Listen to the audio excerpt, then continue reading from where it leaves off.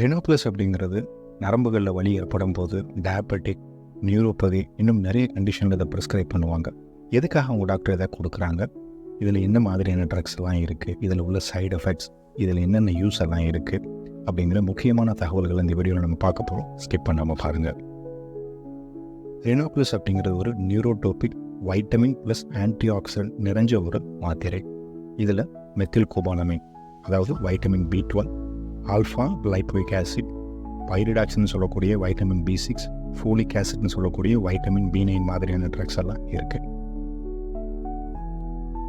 இது எதுக்கெல்லாம் கொடுக்குறாங்க அப்படின்னு பார்த்தீங்கன்னா, மெயினாக பெரிஃபரல் நியூரோபதி, அதாவது டயபெட்டிக்கில் ஏற்படக்கூடிய neuropathy, alcoholic neuropathy, nutritional neuropathy, இந்த 3 கண்டிஷனில்.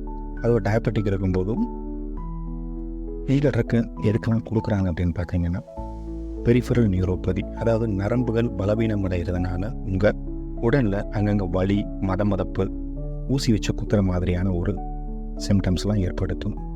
இது நிறைய காரணங்களால் ஏற்படும். சர்க்கரை நோய் உள்ளவங்க, ஆல்கஹால் நிறைய யூஸ் பண்ணுறவங்க, நியூட்ரிஷனல் பற்றாக்குறை இருக்கும்போது. நம்பர் 2, நரம்புகளில் வலி ஏற்படுறது, அதாவது எரிச்சல், மதமதப்பு, இந்த மாதிரி சூழல்லையும் கொடுப்பாங்க. 3வது வைட்டமின் B12, பி காம்ப்ளெக்ஸ் பற்றாக்குறை இருக்கும்போது. 4வது அட்ஜங்க்ட் தெரப்பி, அதாவது இன்னும் சில டிசீஸ் கூட சேர்த்து இதை கொடுப்பாங்க. Sciatica nerve pain, cervical lumbar spondylosis, அதாவது உங்களுடைய தண்டுவடத்தில் வலி ஏற்படும் போது, பிரச்சனைகள் இருக்கும்போது. போஸ்ட் ஹெர்பெட்டிக் நியூராலஜியான்னு சொல்லக்கூடிய கண்டிஷன்லையும் இதை சேர்த்து கொடுப்பாங்க. இதில் உள்ள ட்ரக்ஸுடைய மெக்கானிசம் ஆக்ஷன் என்ன, எப்படி பயன்படுது அப்படின்னு பார்த்தீங்கன்னா, மெத்தில் கோபாலமைன் உங்களுடைய மைலின் ஷீட் டேமேஜை ரிப்பேர் பண்ணுறதுக்கு யூஸ் ஆகுது, நர்வை பலப்படுத்துது. ஆல்ஃபா லைப்போயிக் ஆசிட் அப்படிங்கிறது ஒரு powerful anti accident, so oxidative ஸ்ட்ரெஸ்ஸை பார்த்தீங்கன்னா கட்டுப்படுத்துது. B6 இது ஒரு நல்ல ஒரு நியூரோ டிரான்ஸ்மிட்டர், கூடவே பார்த்தீங்கன்னா நர்வ் டீஜென்ரேஷனை ப்ரிவென்ட் பண்ணுது.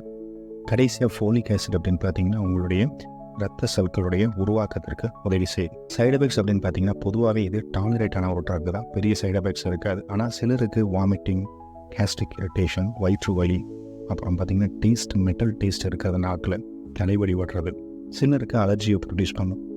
டயபெட்டிக் பேஷண்ட்ஸுக்கு பார்த்திங்கன்னா ஹைப்போகிளைசிமியாவை ப்ரொடியூஸ் பண்ண மாதிரி இருக்கும், அதாவது தலை சுற்று வர்றது, சுகர் லோ ஆகிறது மாதிரியான சிம்டம்ஸ். யாருன்னு அந்த ட்ரக்கை எடுக்கும்போது கவனமாக இருக்கும். Precautions and warnings.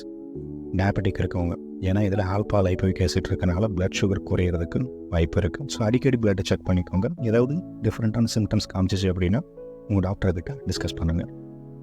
அதிகம் யூஸ் பண்ணுறீங்க அப்படின்னா உங்களுக்கு வைட்டமின் B6 அதிகமாகிறதுக்கான வாய்ப்பு இருக்குது. இதனாலேயும் ஒரு சென்சரி நியூரோபதிங்கிற பிரச்சனை உருவாகலாம்.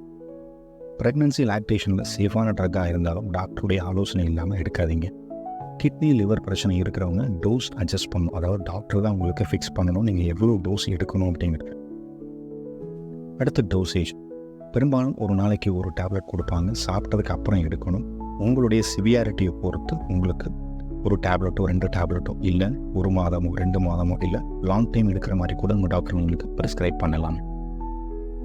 ட்ரக் இன்ட்ராக்ஷன், யார்கிட்ட வேறு ட்ரக் எடுக்கும்போது கவனமாக இருக்கணும்னு பார்த்தீங்கன்னா, டயபெட்டிக்கான ட்ரக்கை எடுக்கிறீங்க அப்படின்னா கூடவே உடனே இந்த ட்ரக்கை சேர்த்து எடுக்காதீங்க.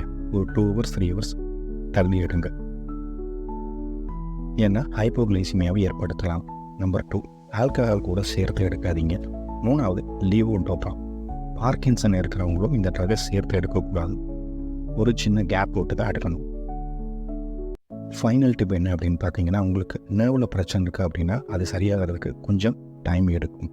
இது ஒரு பெயின் கில்லர் கிடையாது, ஒரு சத்து மாத்திரை தான். உங்களுக்கு ஏற்கனவே சிம்டம்ஸ் இருக்கிறது 2லேருந்து 4 வாரத்திற்கு அப்புறம் தான் இம்ப்ரூவ்மெண்ட் தெரிய ஆரம்பிக்கும். இந்த மாத்திரை சாப்பிட ஆரம்பித்த உடனே உங்களுக்கு இம்ப்ரூவ்மெண்ட் இருக்காது. டயபெட்டிக்கில் இருக்கவங்க உங்களுடைய சுகர் லெவல் கண்ட்ரோலில் இருக்காங்கிறதையும் அடிக்கடி செக் பண்ணிக்கோங்க. ஆல்கஹாலை கண்டிப்பாக இந்த கோர்ஸ் எடுக்கும்போது எடுக்காதீங்க. இந்த மாத்திரைகளை டாக்டருடைய ஆலோசனை இல்லாமல் கண்டிப்பாக எடுக்காதீங்க, ஏன்னா ஒவ்வொரு மாத்திரை ஒவ்வொருத்தருக்கு ஒவ்வொரு மாதிரியாக செயல்படும். தேங்க்யூ.